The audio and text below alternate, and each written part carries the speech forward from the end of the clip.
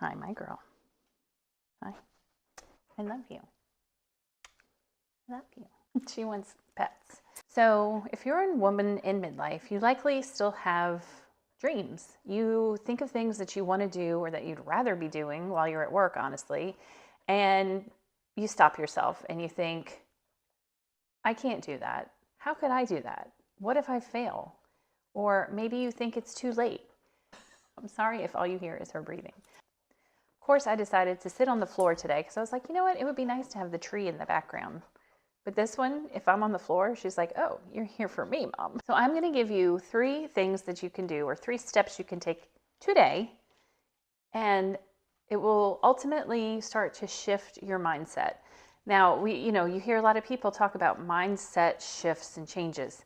These are subtle, small things that eventually do add up to big changes in how you think about things, but they don't happen overnight necessarily. I will say occasionally you can have somebody say something profound to you that immediately shifts things, but I think typically it is a process. So before we get into everything, welcome back to my channel, More in Midlife. I am Megan, and I am a life and career coach for midlife women. And I'm here to talk to you about everything we want more of in midlife. And today it has to do with thinking bigger, more belief in yourself, and doing things that you don't think you can. Also, don't forget to click subscribe in order to never miss one of my lovely videos.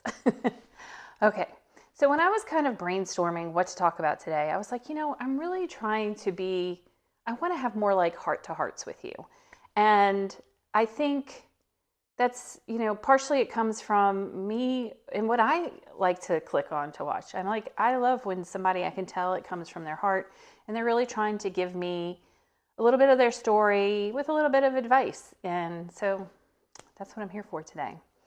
All right, so let's just jump into it. Here are 3 steps you can take to start to change your mindset today and go after those things that you dream about, but really dismiss and say, no, it's not going to happen.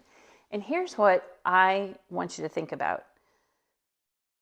It might sound, maybe we don't want to think about this, right? But when you are older and doing some of these kind of things, maybe is off the table, or maybe it's even, in the final days of your life, do you want to think about the things you should have, could have done? And now that you have more wisdom behind you, know that you were totally capable of doing. When I think about my daughters, when they have ideas or things that they want to do, I'm never the person to tell them no. I am the person to be their cheerleader and to say, yeah, you can do that. Let's figure it out. And so talk to yourself like that. We tend to be our harshest critics while supporting and being other people's cheerleaders. So let's try to be that for ourselves. So today is about how you can believe in yourself more. Okay. As always, I have my notes. All right. And without my glasses on, which I think I have them nearby in case I really need them, maybe. I constantly misplace my glasses. Today has been no exception to the rule. They're right here. See?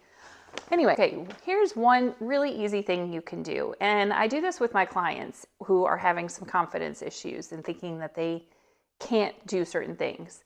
I have them create a confidence bank. And so it's basically, you're just going to list out things that you have accomplished before that you're proud of. Things that maybe once seemed hard or like you'd never accomplish them and you did. Write those down. Have them in a place where you can easily look back and refer to them. Maybe that's on your phone in your notes or something. Or maybe it's just that you go through this exercise and so you have them easy to find in your brain, right?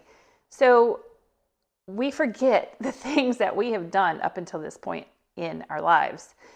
You have likely gone through some things, accomplished some things, jumped some hurdles, and faced some odds and gotten to where you are now. For example, one thing I think about in my past is when I went back to nursing school. when my kids were young, and I had already been teaching for 10 years, but decided, hey, let's do this other thing that I really want to do. And I put it off for a little bit, but then I was finally like, you know what, I just need to do it. So that's what I think back to now. That's one of the things that I can think back to and go, okay, you went back to nursing school, got another degree, got licensed, all of that while raising 2 young children, and you did it, right? You're here. And in the middle of it, it was really hard, but you did it. You were successful. You did nursing for 14 years. I could have kept doing it if I wanted to. But yeah, so that's one of mine. So think about the things in your past that you've done that will inspire you to do something new that you want to do. Okay, moving on. All right, and this one can be a challenge for, I think this is one of the biggest challenges of this whole thing, and believing in yourself and seeing that you can do something that you think is maybe kind of impossible or out of your reach. I hear it's getting outside of the box that you're currently in. You know, like we all live within certain rules, you know, and parameters, and it's usually based on what we've been doing. So when we're trying to make this change, it's hard to like think about something that maybe is so different from our current lives that we just go say things like, I'm too old, it's too late, that's not possible for me. If you're stepping into something like entrepreneurship or starting your own business, being self-employed, those kind of things, then you might think, but it's not stable. Like nobody's going to be handing me a paycheck that's, you know, every week or 2 weeks or however often you get paid now. What about benefits and insurance, retirement? You know, we're getting to the age where we're thinking, do I have enough money to actually stop working at some point? You know? So here's a little story from me. And I had to think about this one because at first I was like, well, I mean, the obvious is like, for me, stepping outside of my box was when I left my 9-to-5 job to go off and start my own coaching business. So that was, you know, but I was like, no, that was stepping out of the box. There were many steps before that. So I was trying to think back and get smaller and smaller into what things happened. And I will say this. So when I left the hospital nursing job, I went to case management. And I was working for a very small company, and they didn't offer health insurance.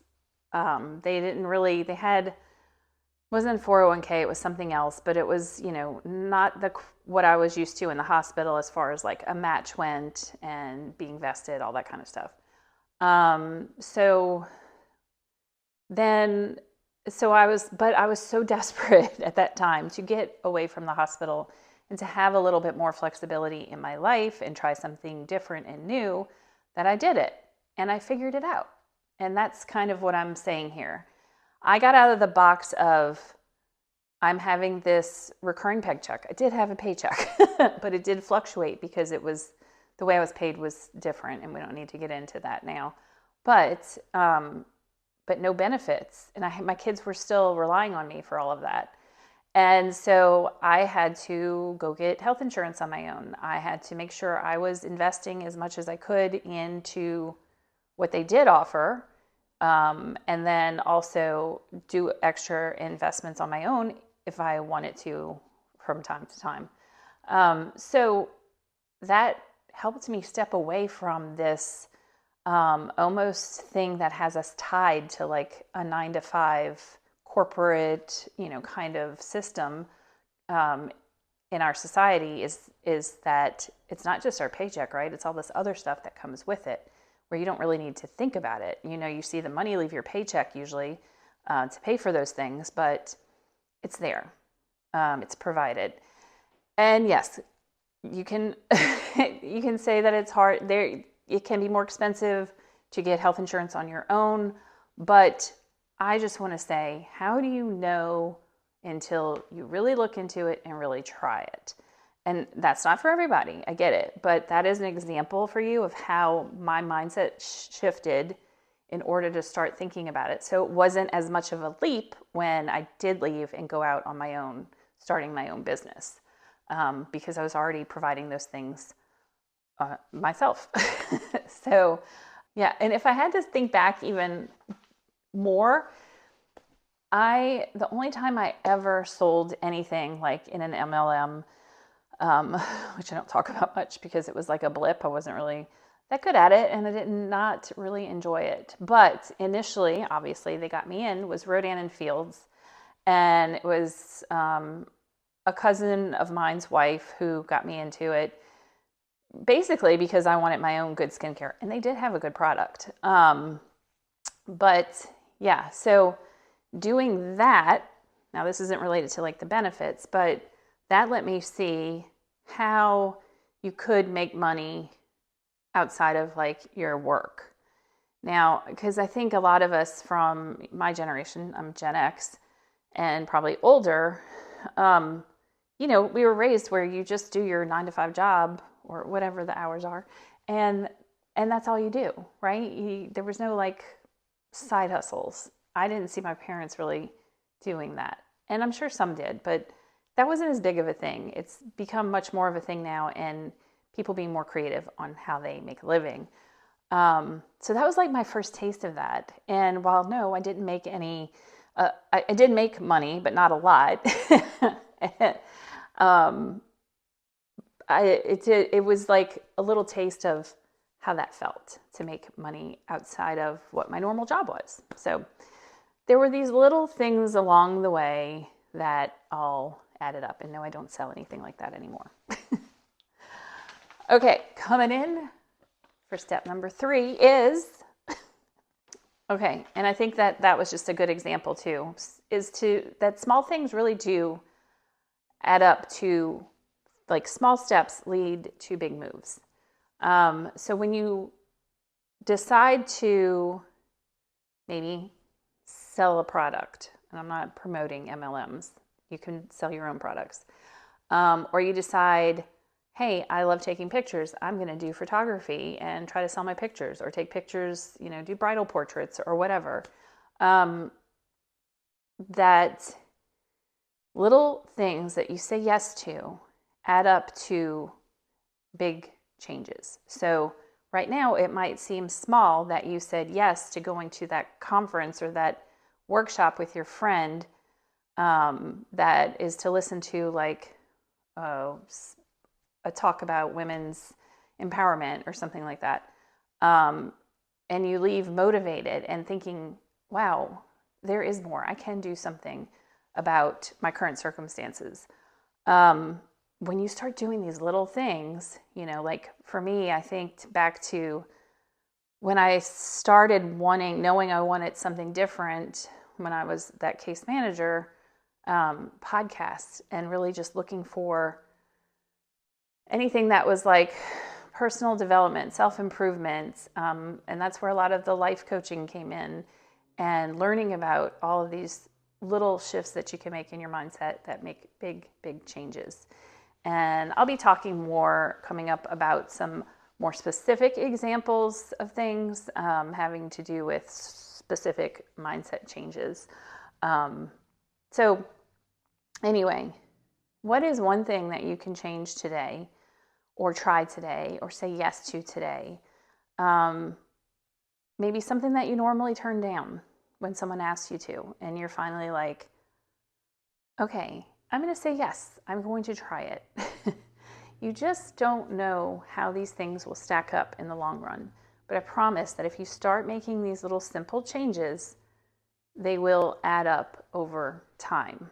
Overall message here, I want you to believe more in your capabilities. I want you to know that that crazy idea you have is possible, that you are capable of doing different things, hard things, big things. It doesn't even have to be hard. It can be easy, but it's different, so it's scary.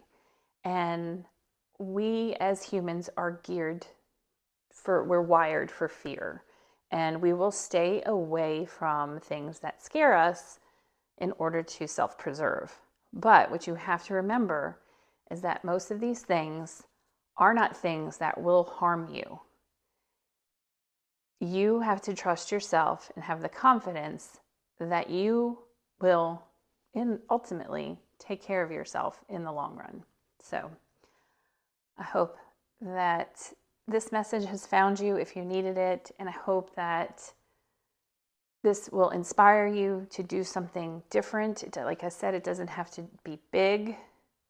Make that confidence bank. Think of ways that you can step outside the current box that you live in and start making those small, simple steps, taking small steps and saying yes maybe to something you normally would shy away from.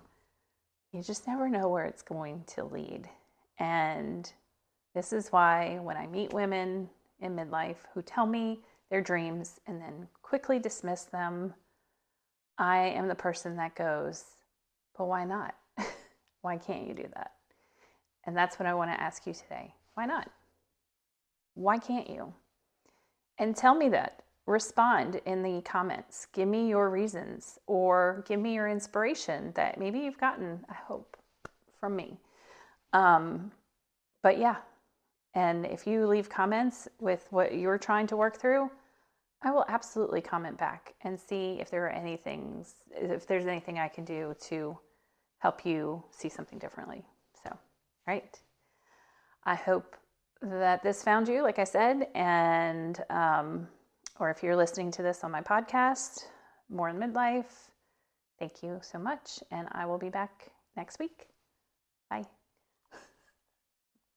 So cute. Okay. Yeah, so good girl.